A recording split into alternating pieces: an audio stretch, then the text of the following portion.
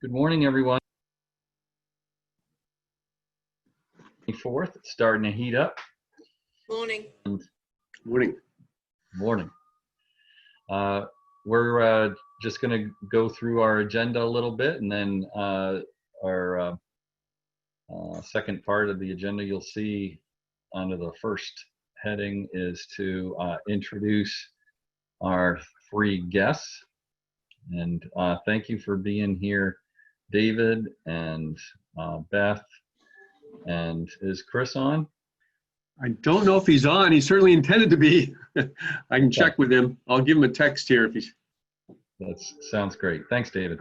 Absolutely. All right, so welcome everyone. So one of the things that is hot off the press, of course, is you all may have seen there was a press release delivered by the communications group of the judicial branch regarding the new main rules of electronic court systems. And what I thought was interesting, I'll just mention to you, they are available, of course, on the judicial branch website,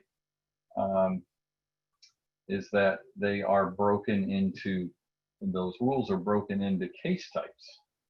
And our guests may speak a little bit about these, but you'll see that Rule 4 starts our civil case types, and then it goes to criminal case types, and then it goes on from there. So each case is going to have a different set of rules as it relates to electronic filing, and we hope maybe our speakers can touch base on that too.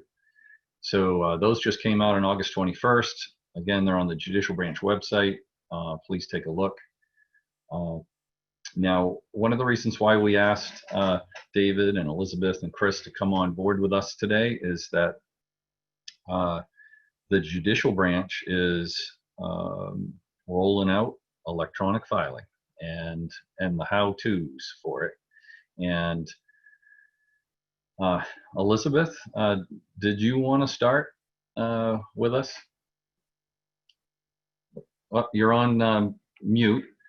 And the phrase of 2020, you're on mute. I think Chris Oberg is going to lead through our discussion today, and then Dave and I will jump in as needed. Chris, are you there? Oh, I see him. How you doing, Chris? It's been a good, what, 8 months since I saw you in January at the Westin Hotel. And what's changed since then? Oh, it says your mute's off, but you're kind of silent, just so you know. I can see you speaking, I just can't hear the volume.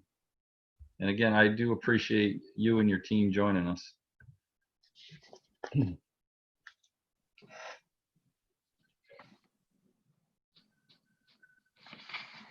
I can hear you now. I hear paper shuffling, maybe. Chris, I think your microphone is on. I mean, you're muted right now, but did you ever do join with audio or microphone? Because you have to do that. So while Chris is getting on board, one of the things that I wanted to let you know is that Beth Maddaus, for those of you that don't know, is the Director of Operations at the Judicial Branch. David Packard is the Chief Information Officer at the Judicial Branch. And then Chris, all I know about you is you're the one that gets things done, but That's key. He's the project manager. He's the project manager for the project. yes, and our applications director. That's it. Okay, applications director, and Beth probably told me that too. I just I know that Chris was the glue for us at the January annual meeting too. So hopefully he's able to come back online soon. So one of the things, David, is that we're getting together with you, or we've asked you to help us with a CLE that we're offering on August 26th, which is just in 2 more days,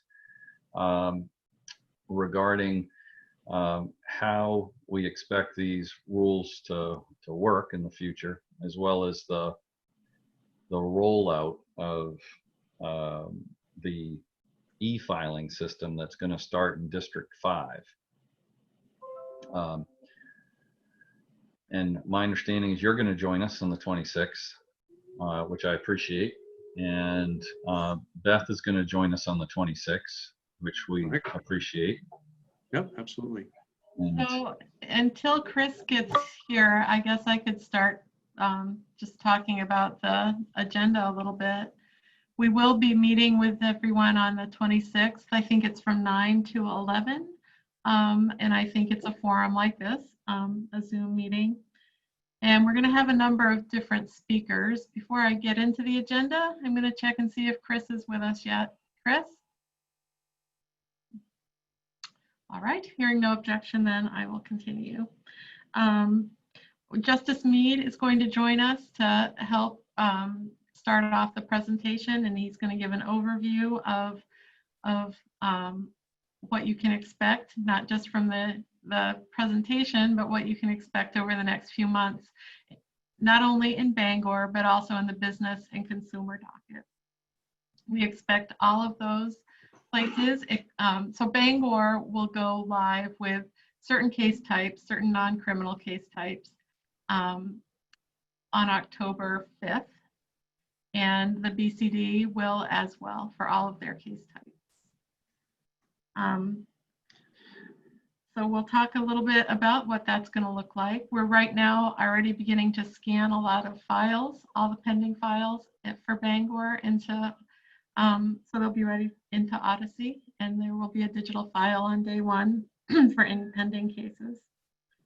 Then we're going to be joined at the presentation by Aria E. from the Board of Overseers, and she's going to talk about attorneys' e-filing obligations and how those work with the rules of professional conduct. And then we're going to have a really interesting demonstration, I think, from one of the Tyler people on how file and serve works. File and serve is the way that attorneys and certain other filers will get their pleadings into Odyssey. It's the way that you will do your filing now, since you will no longer be doing it with paper.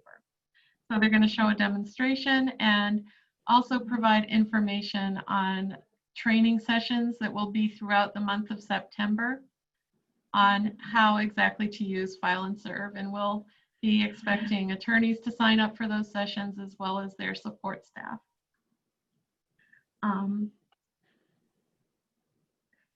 Then we're also going to just touch on the rules of electronic court systems, which are the REX rules, which you just alluded to. They're available on the court website now if anyone wants to review them before Wednesday. And then we're going to talk about access to electronic case files. So how would you get to see what's in your file, in your court file, now that you can no longer just come into the court and say, hey, can I see such and such a file? There's going to be ways for you to access it from your office, from a kiosk in the courthouse, and in other ways. And then we'll take some questions and hopefully have some answers for you. And then last but not least, we're going to get an update on Zoom, which is the platform the court is moving to for remote video hearings. And that sort of covers the agenda. I'm sure Chris would have done a better job of presenting it. He's much more entertaining. Thank you, Beth. And one of the things that you said that's kind of interesting, and I'm not sure if David's more the one to speak to this. Probably Chris is more the one to speak to this. But you mentioned that the courts are already starting to scan files into Odyssey. And well, they're not exactly going into Odyssey. They're going into sort of a holding area. Okay. Yeah. So Odyssey's not available yet. So, yeah, I was just going to say, for all those pending cases that, as soon as we turn Odyssey on, they will be part of the electronic file. So we're scanning them now, the documents, the paper documents. And then when we import the data from Megis for the relevant case types into Odyssey, during that go live week, and then we match them up to the documents that we pre-scanned at that point. That's when they're a part of the electronic record. So that all happens, that all happened for you all on October 5th when we go live, that those case types in Bangor and the BCD that are going live will be, that are pending, or any electronic filing is occurring for, will be considered part of the electronic file at that point. Well, that's interesting, David. So that kind of makes sense, where when you go live with the electronic filing system, we aren't going to be having a transition where just new cases are electronic and then old cases stay paper. We're just going all electronic on that day. Well, then, and that's just pending cases, though. Those that are closed, unless they become reopened at some point, will remain paper file. So pending cases will be electronic, and any e-filing into will be electronic. Great. And for closed cases, as soon as a document or a filing is made to reopen, the case would be scanned into Odyssey. So we won't be doing paper and digital. It's all going to be digital. That makes sense, Beth. Thanks. And now, Chris, are you with us now? Can you hear me? We can. All right.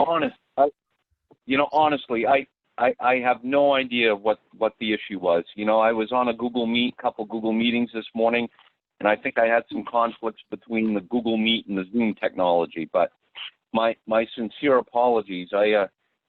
Beth, and Dave, I appreciate you keeping things going. I had a whole thing prepared, and I think what I want to do is I just want to glaze over it, and not to be too redundant with everything that was already shared. But just real quick, Thad, when we met with you back in January, it was, at that time, it was the 10,000-foot overview of what we were doing, the direction we were going, and we said, no, wait, we're going to come back with a lot more details, and really, that's what this Wednesday is going to be about. We've been working hard all summer long to really iron out and get things ready for this upcoming implementation, but we've got those details. We want to share them with you on Wednesday, but things like what are we doing when, so specific dates in terms of which switches are we throwing, what case types are involved, what does e-filing mean to attorneys and beyond. And then also, I know I heard a little bit about Beth talking about this, but also the training that we've been working with Tyler Technologies to come up with an offer to the attorneys. So it's we've got this tool called File and Serve, which is going to be wrapped under the umbrella of eFile Main, and we've got some training coming up, numerous trainings, I think as many as 12 to 14 of them that we want to share dates with you on. And you might be asking, why so many? Well, the reason is that there's no expectation that everyone needs to attend these trainings. You only need to attend one of them, and the reason for that is that people are busy. These are online-based trainings. They're going to be about an hour and a half, and you only need to attend one. And I even think we got some CLE credits wrapped in there for attendance of that. But so we obviously want to talk to you more about those training sessions, on Wednesday. And also, how do you register for those? Beth, I heard you talk, at least I think I heard you talk about Aria E from the Board of Overseers joining to talk about attorney obligations and what that means for e-filing, which is great. That should be an exciting conversation. Jonathan Huntington's going to talk to you about the Rex rules. So the rules are out. They're on our website. They've been shared. So very interested to make sure we get that word out and talk about what some of the high-level next steps are. And then also, we just want to open it up for question and answer. So we've got some time set aside where we want to hear from everyone. And the good news is that if we don't have enough time to get to your questions, we have set up a new e-file help email so that we can keep as much communication going as we step through this together. So, any questions that you may have, and again, we'll share this email after the presentation on Wednesday, but you got a question, you need help, send us an email. We're right there. So that being said, I'm gonna stop talking because I know I cut in and interrupted in the middle of sounded like we were talking about the scanning of the paper files and what those were going to look like. So Dad, I don't know if you have any questions or if you want to redirect the conversation. Sure. But that's what Wednesday's going to look like. Chris, appreciate that. And Beth did give us a rundown of what we had put together, with Angela Armstrong and Beth for this presentation on Wednesday. And we appreciate you guys helping us help our members. So one of the things that we were just talking about was essentially how in District 5, as you roll these as you roll out not only the case types, but also the districts that are going to go electronic, you're actually taking pending cases, making them and scanning them into an electronic format so that when you pull the trigger on, it's October 5th, I think, in Penobscot County, right, or District 5,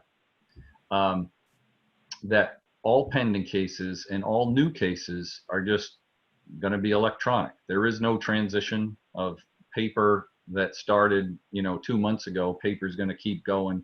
It's just going to be all electronic when you roll. Correct? Correct. Yep. Yeah. Yep, that's right. The only caveat I want to make sure we understand that when you're saying District 5, it's only a portion of District 5, that there is a split between a fall implementation and a spring implementation that will be all the criminal case types for the region. So Okay. it's just Bangor. Yeah, so it's just Bangor in the fall. Okay, got it. So, so you were just talking about criminal. Are there specific case types that are starting on October 5th? Specific ones? So it will be civil, it will be family, it will not be protection orders or juvenile or criminal or any civil violations. But it will be Superior Court civil, District Court civil, as well as all family matters with the exception of protection orders. Mm-hmm. Got it. So, and then later in the fall, you're going to start rolling out the criminal. Is that the next case type that you're going to go with? Or you don't know yet? No, we do know. It's going to be in the spring of 2021. So next spring, and so when that implementation comes, it'll be the remaining case types for Bangor, as well as bringing online the other Region 5 court locations. Now, this is probably more information that you want to know, but I feel like I'd want to know because I'd be in the audience asking the question, why on earth are you implementing just a handful of case types at one location in the fall or a couple locations in the fall and then doing the rest in the spring? It just seems kind of weird. And I'll tell you that the reason for that is because the case types that are deferred until the spring when we go live are those that we have a partnership with the Department of Public Safety on. So things like protection orders and warrants and bail, those are the things that we have an integration for with the Department of Public Safety. So when any of those items get issued, it gets entered into the system and then it gets electronically sent over to the Department of Public Safety in what is commonly referred to as the switch. I think most people are generally familiar with that term. But if you're not, the switch is what the state police and all the law enforcement in the state use, when they do a name check to determine if the person that they're dealing with has a bail record or a warrant or a protection order out. So that partnership, when we came to the table with public safety, they said, look, the earliest that we can make this happen to update all those integrations, because it's a tremendous amount of work, is the spring. So so if you're sitting back asking that question, I hope that answers it for you. Yep. Thank you, Chris. We probably have like 2 or 3 minutes to ask any other questions before we go to the next item on the agenda. Any questions? You can type them into chat and we can all kind of read them at the same time. Any questions on chat? No? All right. So if you have any, just go at it. I'm just going to talk for a second here. So just to recap, on August 26th, in 2 days, the MSBA is bringing on CLE with everyone I think that's here from the judicial branch is going to be there, right? As well as Mr. Huntington, Aria E, and Justice Mead. We appreciate you guys giving us a primer for what's going to happen on August 26th. I did want to comment, Chris, you brought up the trainings that are being put on, I believe, by Tyler Technologies. I think there are a bunch of those training dates listed currently on the judicial branch website under e-courts. Correct. Great. And I just happened to notice those today, so I thought I'd mention it. Angela, anything on your end before we give other updates? I just have those it's separate from this, but it's from the judicial branch, those questions that were asked in the past that I want to make sure we answer. And so Chris, David, Beth, thank you for joining us today. And we look forward to seeing you in 2 days. And we look forward to a successful launch on October 5th up in Bangor. All right, and you're welcome to stay on if you want. I understand you got other things, but we're gonna probably go another 5 minutes here with our other updates. Very good. Okay. Thank you, everyone. Thank you. See you Wednesday. Yep, thank you. Thank you. Angela, what were those judicial branch updates that we got from Amy Quinlan, I think, right? Yes. So we had received 2 specific questions. I'm going to read the questions first. On July 30th, Governor Mills issued Executive Order number 5, which expanded rent supports and continuing house protections. And the question was specifically, has there been or will there be any guidance on this executive order and how it affects FED hearings or evictions that are already in process? And the answer is the court has not issued guidance or an advisory opinion about the effect of Executive Order number 5. While this executive order deals with the requirements for notice to tenants at will in certain situations in order to invoke the court's jurisdiction over eviction actions on and after August 3rd, PMO SJC 6 issued by the courts provides the procedures that the courts will apply to eviction actions. So I read that to say you need to look at PMO SJ 6, but there hasn't been any further guidance or advisory opinion on EO number 5. Thank you. And then the second question was Judge French spoke briefly about Rule 80K land use violation cases and how they would likely be continued to be pushed. But the question was, will the per day penalty continue to accrue while those cases are pending? And the court states that they have not issued a PMO staying or otherwise addressing the assessment of a penalty upon the court's finding that a land use violation has occurred. In setting a civil penalty, the court shall consider, but it is not limited to, the statutory factors set forth in 30A MRS 44523E, section 44523E. Thank you, Angela. And I'll make sure these get posted as well. Thank you, Angela. And can you continue with our business side updates? I know our membership renewal goes online September 1st. Yep. So next week, membership renewal is opening up. You will be getting an email today as your initial reminder. You'll be getting a postcard in the mail.